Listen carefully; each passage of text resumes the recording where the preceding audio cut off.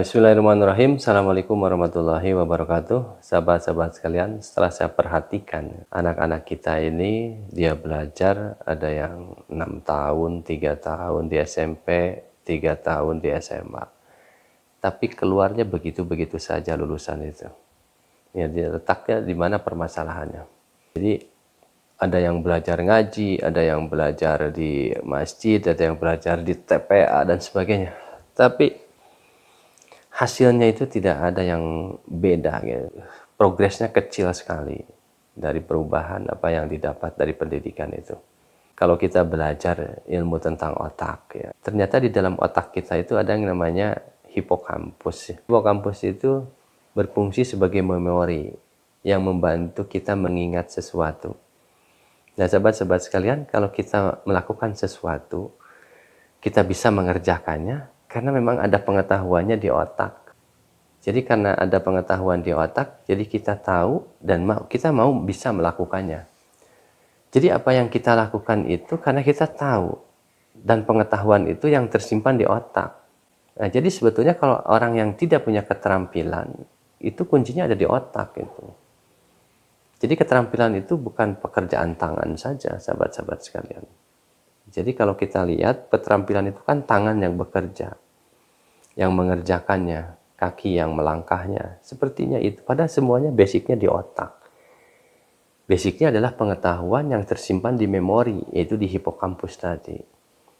Jadi kalau ada listrik yang rusak di rumah, kalau di hipokampusnya tidak ada pengetahuan bagaimana cara dia menyelesaikan permasalahan itu, listrik di rumah, maka dia pasti bilang jawabannya tidak bisa. Tidak bisa melakukannya karena tidak tahu, maka dia akan panggil orang. Nah, sahabat-sahabat sekalian, jadi sebetulnya pendidikan itu bermuaranya pada pengetahuan. Nah, yang menjadi permasalahan ketika kita di sekolah yang diajarkan pengetahuan seperti apa gitu.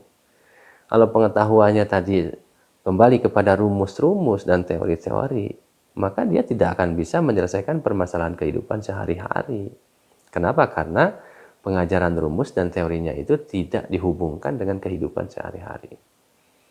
Nah, maka dari itu Ki Hajar Dewantara mengingatkan kepada kita semua bahwa pengajaran itu harus mengacu kepada kodrat zaman dan kodrat alam. Artinya, siswa itu di mana tinggalnya.